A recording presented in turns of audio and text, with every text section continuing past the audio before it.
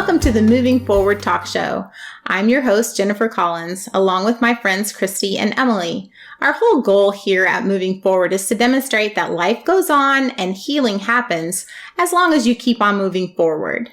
At the beginning of each show, we try to address a listener question, and it just so happens this week that our whole show is coming from a listener.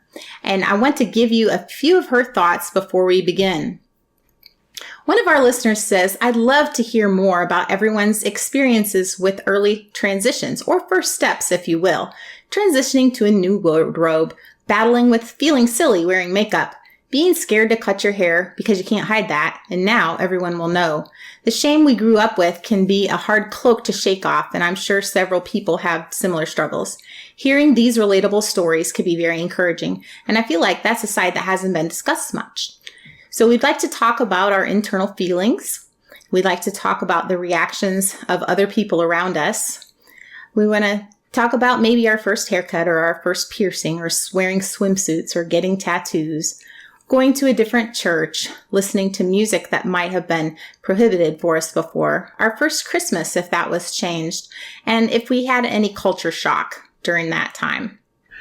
So this is great, Jen. I'm super excited about this, and I'm kind of curious, what was each person's first kind of visible step? I'm sitting here thinking about what was my first thing that was visible. You're talking about haircuts. So what would each of our first kind of, here we go, be? Well, for me, it was, I didn't grow up in the message. I wasn't raised in the message, so I already had pierced ears. And I had gone many, many years without wearing ear piercings. And but I still had, like, beautiful white gold, like, earrings that I was gifted when I was younger. And one of the first things that I did is I popped those things back in. And it wasn't easy to get them back in, because if you don't wear your earrings for a while, they start to close up. But that was, like, the first little like thing that I did to change and kind of not following message protocol anymore as I put my earrings back in. I suppose for me, the very first would have been the idea of looking at websites on the internet that did not agree with William Branham. Websites that said he said things that weren't true. Websites that said he told lies. That obviously is not something you do as a devoted message believer. So I guess if I went way back to the very first, that would have had to be my first. And the feelings, of course, were huge. It was like a hurricane. My whole world was rocked because I had never even considered that what I was living was anything less than perfection. So that was like the opposite of that. The idea that the person I had put up on a pedestal was not only very human, was not a prophet, was not the fullness of the Godhead bodily. That was mind-blowing, mind-boggling, and world-rocking for sure. Lots and lots and lots of baggage that had to be dealt with a little bit at a time. I've compared it to extracting one's own molar without any Novocaine. Oh dear. That's true. Huh. Yeah. So for me, well, yeah, besides the research and just mind blowing and being terrified of, it's always the fear of, oh man, what if this really is true? And what if I'm just being tempted? And what if? But I think my first physical thing was wearing pants, but I was, big chicken because wearing pants is terrifying. So I had this lovely button down the front skirt, and I would go outside of the house, and I'd have my pants on because I still live with my parents, and I'd have my pants on underneath my skirt with my pant legs rolled up, and then when I'd get into the car, I'd unbutton the skirt, take that off, and roll my pant legs down, and then go see my friends. So, and oh man, what first first time you go in front of your friends in pants, you feel so naked. It was like so terrifying and so weird, and they're touching your legs and but yet, you know, you could do so many other things you couldn't do in the modest skirt. You know, jumping over a fence on the farm is way easier in pants than a skirt. But yeah, that first, oh man, yeah, that was it's a weird feeling. Yeah. Talking about physical steps, I've mentioned before that my first physical activity that was not message approved was putting on a modest swimsuit and getting in the warm water therapy pool at the YMCA. So that was definitely my first not cult approved clothing, was going over there. They were kind of like Bermuda shorts, you know, and a kind of a high neck top. But yeah, it was not anything I had ever put on before.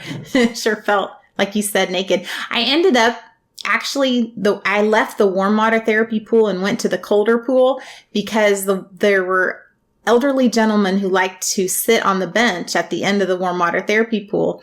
And with my upbringing, I was just 100% sure they were ogling me. They had no interest in my Bermuda shorts and my high neck top, you know. They were just sitting there shooting the breeze with their buddies, but it made me feel self-conscious, so I had to go do water aerobics instead of warm water therapy once my back quit hurting. Oh man, swimsuits, that could be so traumatizing. I always wore a one piece once I finally, you know, learned to swim, because growing up with a denim skirt, you're not going to learn to swim. So I finally learned to swim. Still have a hard time inhaling water in my nose. Because it wasn't something my body was trained to do when I was younger. So I'm all for like people teaching babies to swim and stuff, but I'd always wear, like you say, shorts, like board shorts or something. So I went on a kind of Bible study camping trip with all my women's Bible study friends over when I was living in Uganda. And we went to the mouth of the Nile and stayed at a little hotel there, and they had a pool. My friends are like, why are you wearing those shorts? It's hot out. You shouldn't be doing that. You're going to get a weird tan. I'm like, but it feels so weird. And they're like, just do it. And so the whole day, it was just us around the pool. I took my shorts off and I'm walking around like, I'm so naked right now. Now, mind you, this is like a decade and a half out of the message, and I still had my security of my shorts, but now I'm like, oh man, that's so freeing. So yeah, the trauma of swimsuits. What about you, Christy?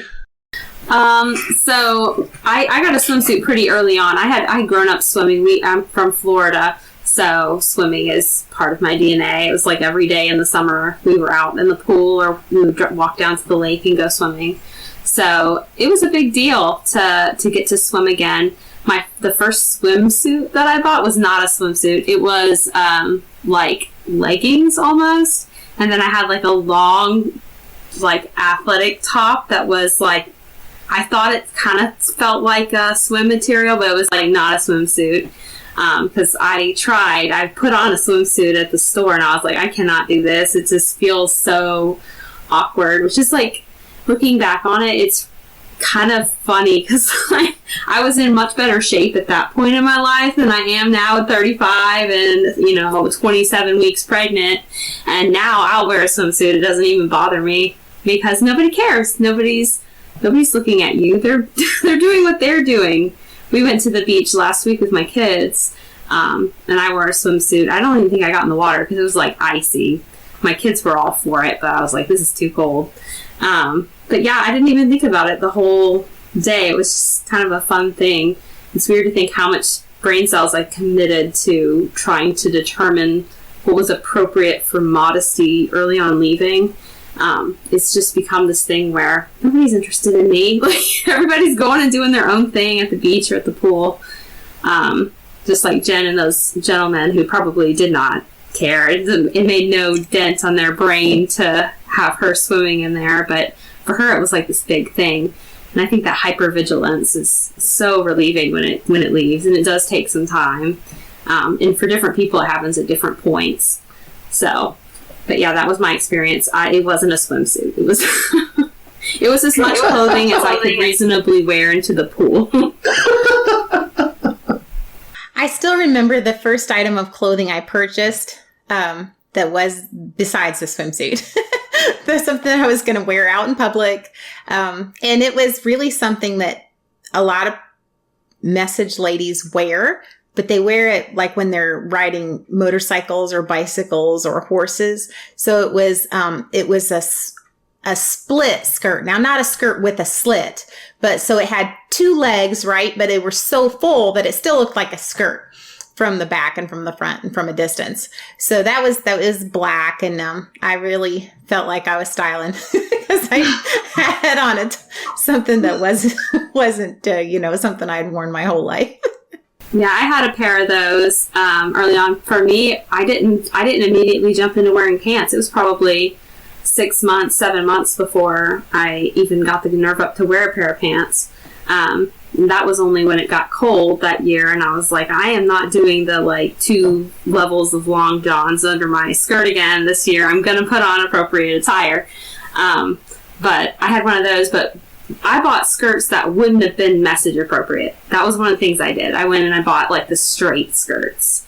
So I always liked them. I know some ladies in the message would wear them, but it certainly wasn't something that I did when I was in the message. So that was a huge thing. My daughter picked one out that was animal print.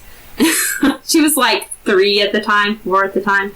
And I bought it because I was this is the first time I've gotten to play with clothing and stuff. It's not just me trying to be as covered as humanly possible and please don't look at me. And so that was really fun. But yeah, it was clothing was definitely a slower thing for me than some of the others. I did cut my hair and stuff like that.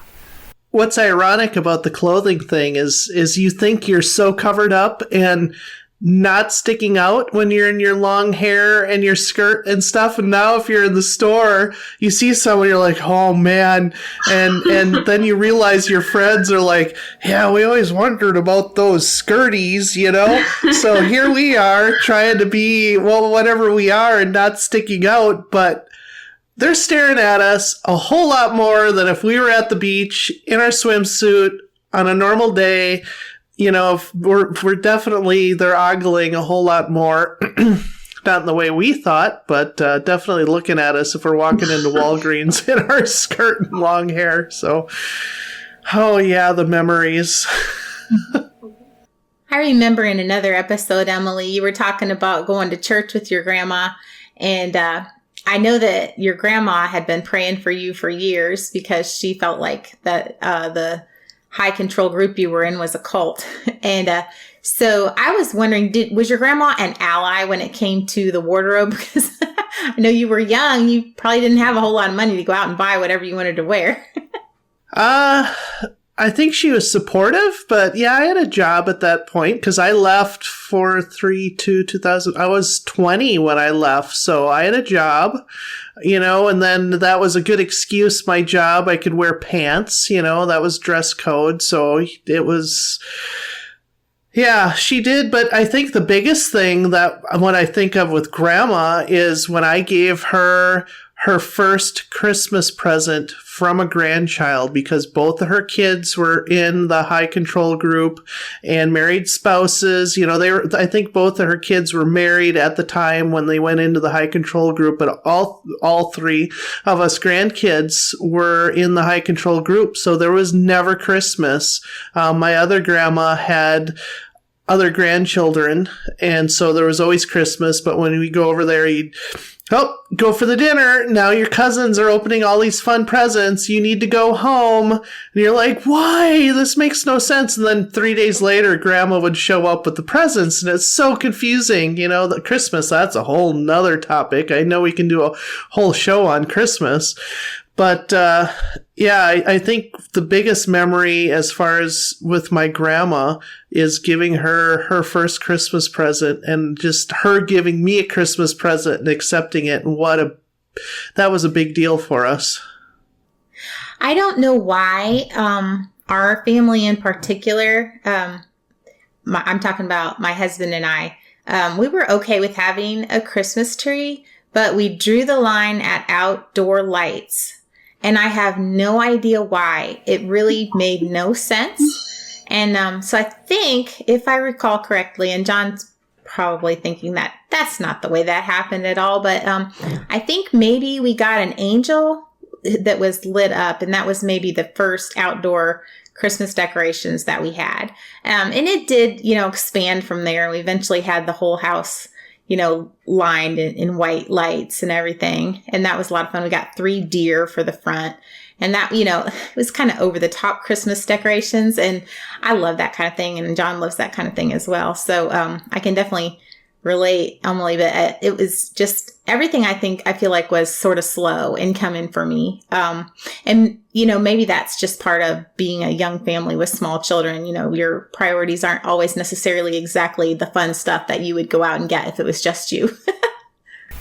Yeah, that was definitely my experience. I didn't have a real strong reason to go change my wardrobe. I was a stay-at-home mom. So, there wasn't a lot of motivation. The things that got me motivated to start changing were when it got cold that year, and then a couple of years after that, I got a job teaching, and I didn't want to look frumpy for my high schoolers. I wanted to have a presentable professional wardrobe for my job.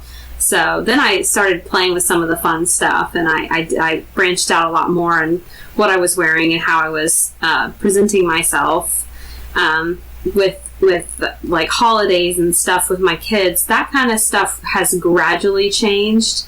My daughter is going to be 13 next month, and her experience with holidays when she was younger is going to be dramatically different than her younger brothers. My third child is 3, and I'm expecting my 4th. Their experience is going to be so different than their older siblings.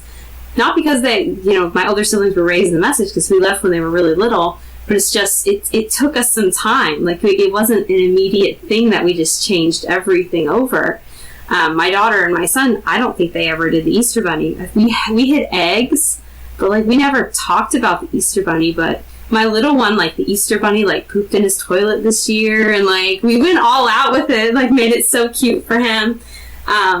So yeah, I think that's just how it's worked out for us.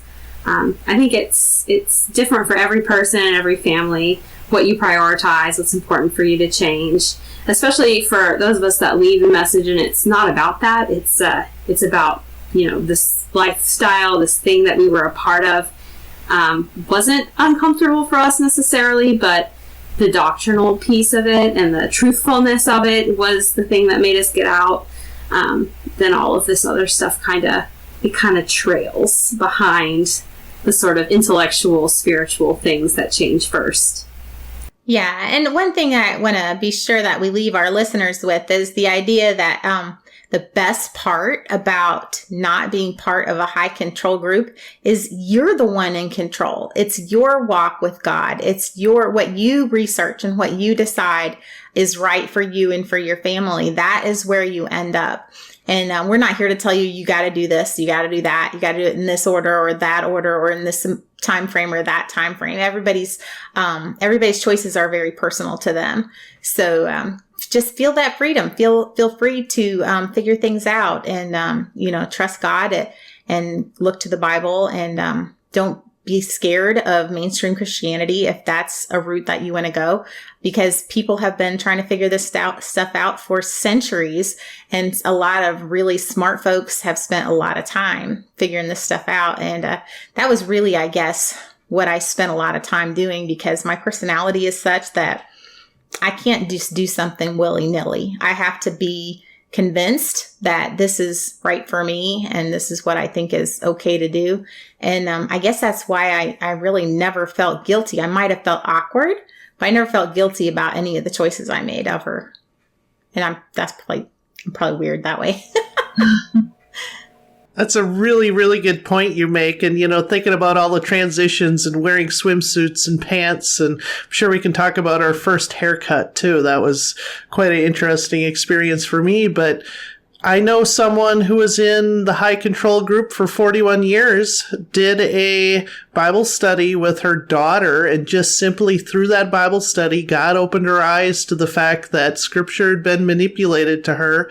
She started coming to church with us, and the day she died, she was still had her long hair. She was still wearing her dress. But the freedom she had in that, and it was her choice to do it, was just so cool. So it's not, oh yeah, you couldn't hack it.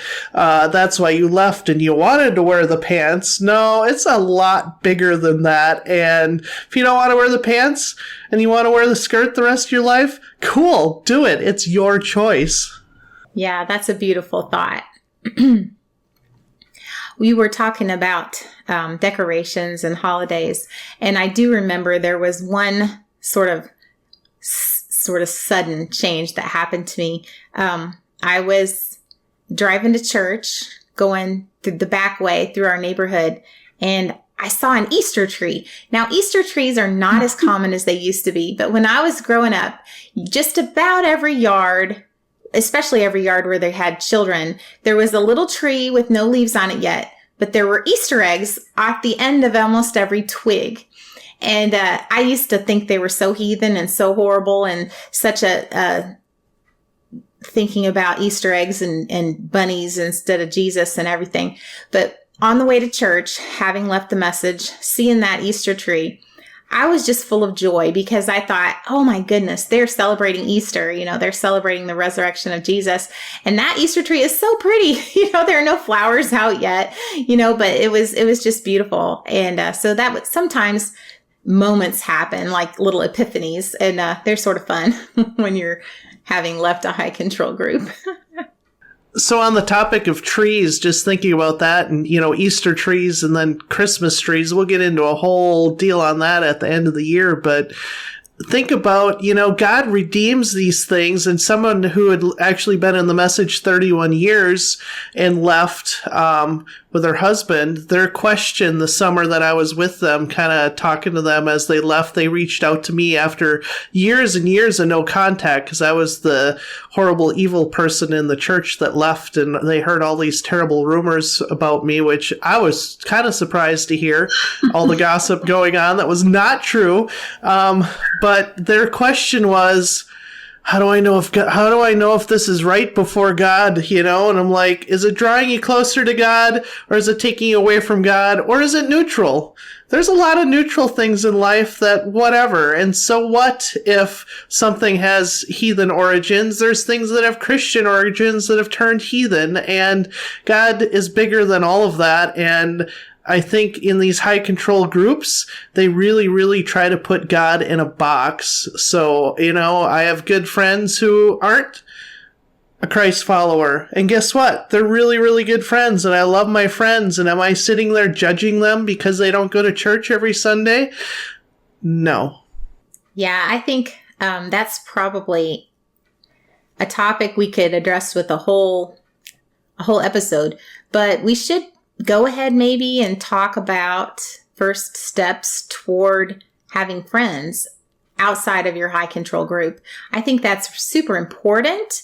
As a matter of fact, I would say that it makes a big difference mental health wise. If you can find a circle of friends, it might be someone at work. If you're a homeschool mom, maybe it's a homeschool community. If you're a person who goes to church, maybe you find a small group that is supportive, some families that meet once a week or something. But you definitely need friends. And because you're going to lose friends, that's almost a given. It's really unlikely that every message person who's been a friend to you in the past is going to continue to be as close friends. There are certain people who are followers of high control groups who don't necessarily turn away from you entirely when you stop being part of the high control group, but your closeness is definitely going to evaporate a little bit. So I would recommend to you, if you don't have a circle of friends outside of your high control group, work on that. Find a place where you feel comfortable. And if you don't feel comfortable in the first place, go find another place, because people like to get together, and fellowship is a common human need. And just, keep trying, because there is somebody out there who will want to be in your ship with you and give you fellowship. Yep, my experience with making friends since leaving has been different than I expected. When I was in the message, one of the things that drew me to the high control group was the insularness, and everyone was cradle to grave. They were a part of your life through all seasons, and that is, to me, kind of a poetic, beautiful thing that happens in those particular communities, because they are so insular. The problem is that it's conditional, right?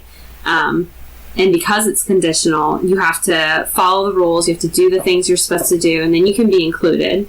And if you don't do what you're supposed to do, you're going to be excluded. And that's what happened to us, right? We were excluded.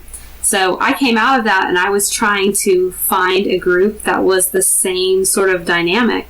But that's not a healthy dynamic. That's just generally not...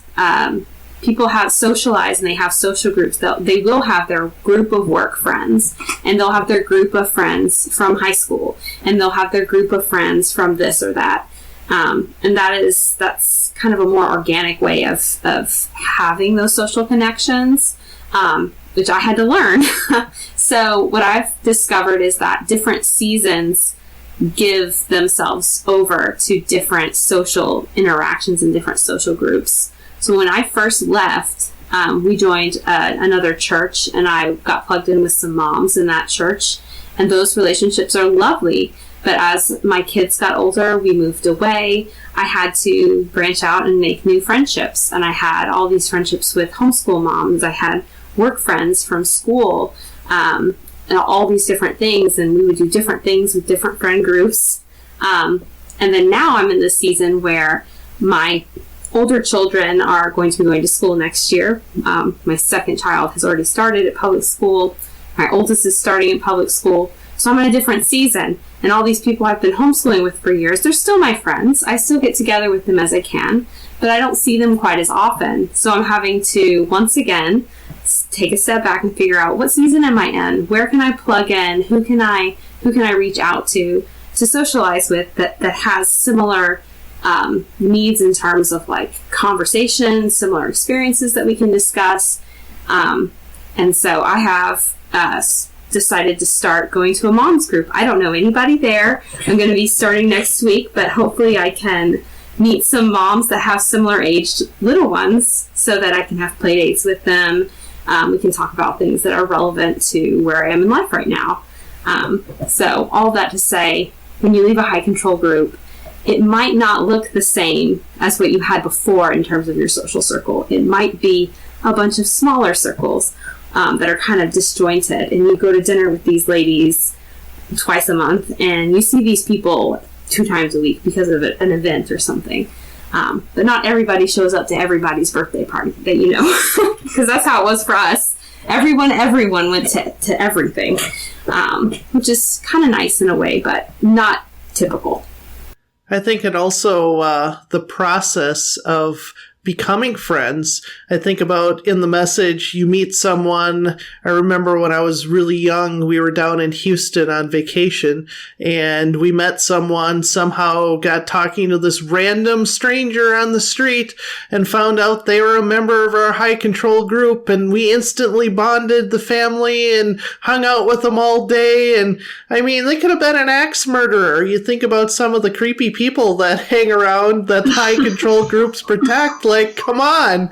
And I think about a child psychologist that I've enjoyed reading some of her works, and actually went to a conference where she was a speaker and talking about the stages of healthy development and friendship. And it's not instantly bonding. You know, they call it love bombing, I think, in high control groups. It's not that instant bond. We're best friends, cradle to grave. It's going to be amazing, you know, all until you leave the high control group, and then I want to write you nasty letters and never talk to you again, or whatever, however that goes. But just thinking and learning, here we are, whatever age you are when you leave. I was 20. I'm like learning things that I should have known when I was younger. healthy ways to build friendship. And, you know, there's different levels of friendship, and you don't have to be all of one thing to one person or the other. You know, you can be really, really close with these people, and like you say, have your work friends and you're at a different level, and that's actually healthy and okay. Yeah, it is a hard transition to go from that mindset of like, everyone that I know inside of this church is like, they are my BFFs and they're my people and nobody else can be my people, right? It was very exclusionary in the message. You might be friendly with a work friend, but you can't like make that deep connection. And now I find some of my best friends are people that I would have never considered hanging out with them when I was in the group. Like we don't share the same religious beliefs. We don't share the same like age is a huge one in the high control group. I don't know if this is true for you and Jen, but for me it was very easy, because you got thrust so often with your particular age group, to develop those close friendships with people that were around your same age. Well, the friendships that lasted when I left the message were not those. They were the ones with people that were 10, 15 years older that I actually had common interest with. And that's what I find when I've left too, is that commonality does not mean equal and doesn't mean sameness. So I have a lot of friendships that are built on things that are, you know, sense of humor is a great example of one. Like I have friends that they get my sense of humor, and when I send them a random meme from the internet that I think is funny, they immediately understand why I think it's funny. Whereas, you know, if I was matched up with all of the other moms to children that stay home, they're probably not all going to get my sense of humor, you know. So, yeah. One thing we haven't talked about yet is music.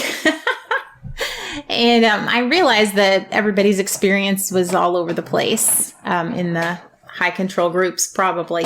I grew up and country music was on the radio in the car. It really was. And I know that's not typical, but that's what happened. I think my brothers really liked it. So I heard country music. I was singing a Randy Travis song to my sons in the car a little bit ago. About forever and ever amen. I think that was the love song I was singing to my little boys. They're so little, 19 and 14. But anyway, I know that there were people who wouldn't play classical music on the piano, and then other people who would. And then there were people who were allowed to have movie themes, Christy, in your wedding.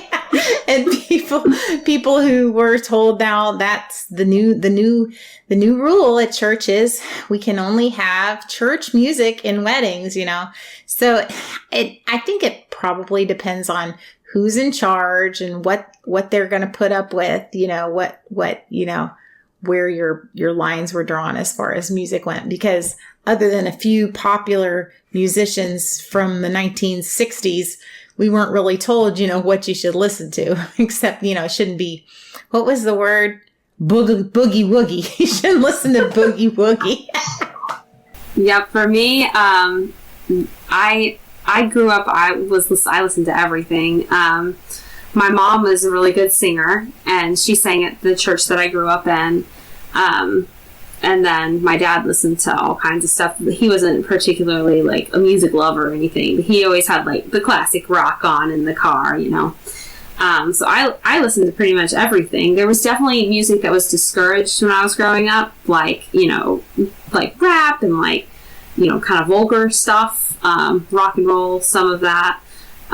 Some like the teenage, like boy band stuff that was like discouraged because it was like, I don't know, they just thought we were going to think they were too attractive or something. I don't know. So that was discouraged. Britney Spears kind of girl stuff was discouraged too. So, but no, I grew up around a lot of music. When I went into the message, that was one of the hardest things for me in a high control group because I love music. I love to sing.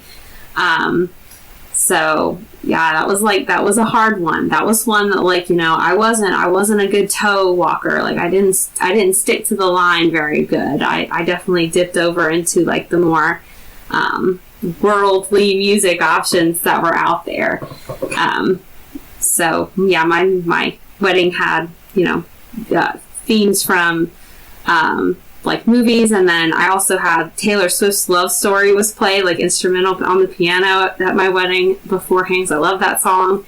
Just like stuff like that. When I left the message, I got to embrace it without feeling guilty. I didn't feel like I had to hide it. There was definitely a lot of that going on in the message for me. So I never did feel convicted about it. I mean, I understood Elvis was bad, because the prophet said Elvis was bad, and like the Beatles were terrible, but outside of like the specific cultural referenced stuff that was in the sermons, I had a really hard time with that. So yeah, for me, it was freeing to get to do all of that without the feelings of guilt that I had when I was in the high control group. Wow, music. So we were super, super conservative with music, even, listening to classical music. George Gershwin was a little bit too jazzy, I was naughty and I liked to listen to George Gershwin, and definitely not country music. We knew some high control members that would listen to country music, and why are they listening to that? That's like got a beat, and even those Gaithers are a little bit too out there for you. So I had a Walkman and I would start listening to the radio. I think the very first song I heard was 500 Miles by the Proclaimers. That was with my cousins down in another state. And then I was working one summer at a veal farm, and Seal's Kiss by a Rose came on, and I'm like, oh man, that's really cool. So I'd sneak downstairs and listen to the boombox to the local radio station and try to hear the song and hit record on the tape. Yes, I'm dating myself, but that was I loved it. And then I totally went into all the secular music. And then when I did make a friend leaving, we were talking about the importance of friends. My first friend was my grandma going, you should hang out with this girl. She would be good for you. And so we connected, and we would email or MSN chat at the time because we were both introverted and didn't want to talk to each other when we saw each other in person. But then the friendship grew, and she was very instrumental in helping me process the questions I had, the theological questions of why I did or didn't believe what I believe. But she also introduced me to Christian rap and Christian rock, and you can have the great music. So like the cultural immersion into music, I think I've done pretty well. I have a lot of American genres figured out. When I worked at the local veterinary hospital, the one veterinarian was really into classic rock, so I've kind of worked my way through classic rock, and now I've kind of got dug into country, and now some of like the old school country, kind of I forget what the outlaw country, and Spotify and all that's great for that. And then I've listened to some Italian music and some Greek music, and I really love Mongolian throat singers. Like if you look up The Who, Wolf Totem, like that's a cool sounding song. I have no idea what they're saying, and I don't care, and it's a great song. And you think about, oh man, if it's got a beat, and I was looking up here, and I was like, there's a song about that, the Audio Adrenaline song, the Houseplant song, and it really doesn't matter if it's Christian or not. If it's syncopated rhythm, then your soul is gonna rot. The whole song is great. The first time I listened to that, I'm like, they get me! Oh man! So now it's laughable at what we thought was good or bad music. And guess what? It's just music, and a lot of it's cultural. And when you think about the time period when these groups develop, what was up and coming, what was quote unquote rebellious, that was often what was preached against. And then when I went through a mission training program, a 15-week program, one of the things they touched on was music. And they played clips of different cultural music, and guess what? To you and me, they don't even sound like music. The wide variety of music out there to, guess what, make a joyful noise. If you read through Isaiah and different places in the Bible, we're supposed to make a joyful noise, and doesn't limit the instruments that we're playing or listening to. And, you know, if you want to listen to some dubstep, go for it, you know? Oh, yeah.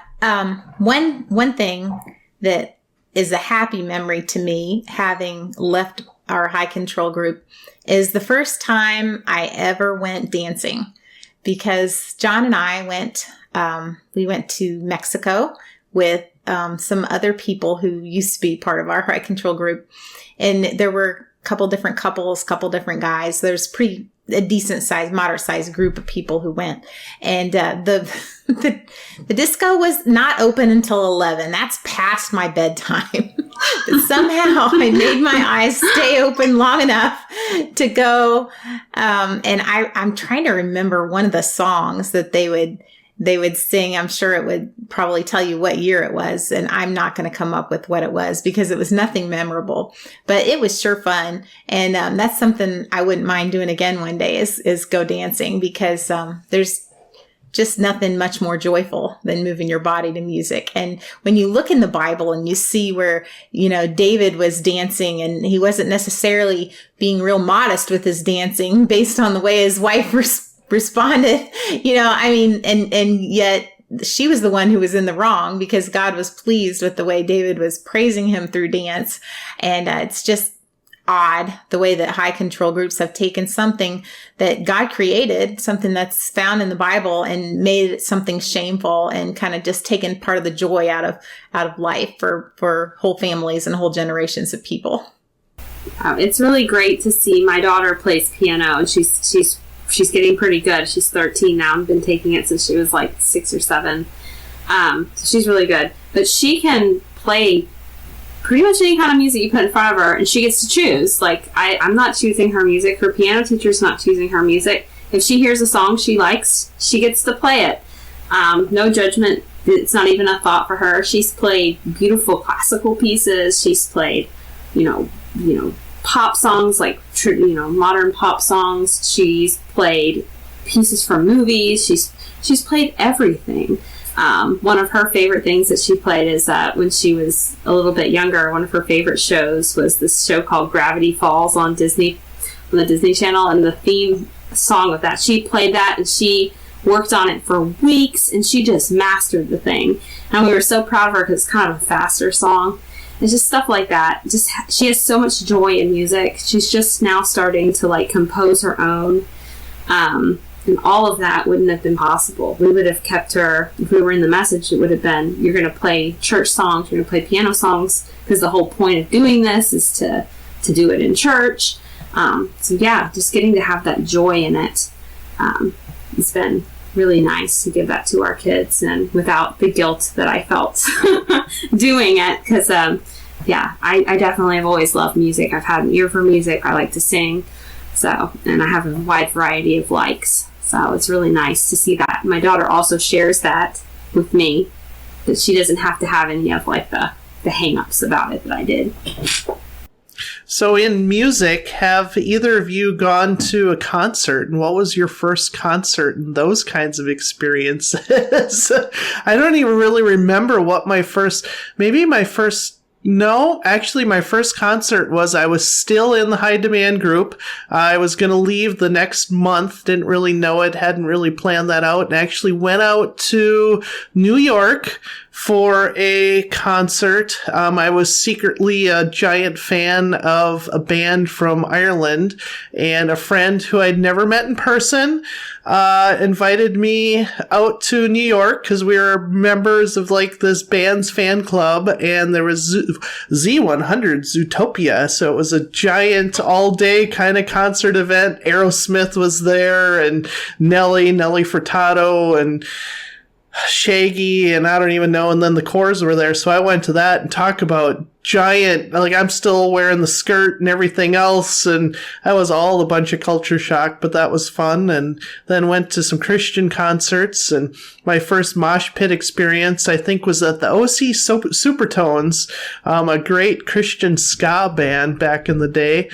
And then I won tickets once to a Pink concert down at the Rosemont Theater down in Chicago. So that was a fascinating experience. So I love live music and concerts, and even like going to a symphony and listening to the stringed instruments and stuff. And there's just something about live music and feeling the energy and all of that. So have you guys had a chance to go to a concert, and what's your experiences? Well, I'm not going to try to name off all of the different concerts I've been to, and it hasn't been that many, but I will say the most memorable concert I've ever been to was U2, and that was outside. Yeah, we got to see Bono, and that was and it was in the football stadium for U of L, University of Louisville, here close to where we live. And the most moving part about it all was they were doing fundraising, and I believe it was for famine, probably in Africa.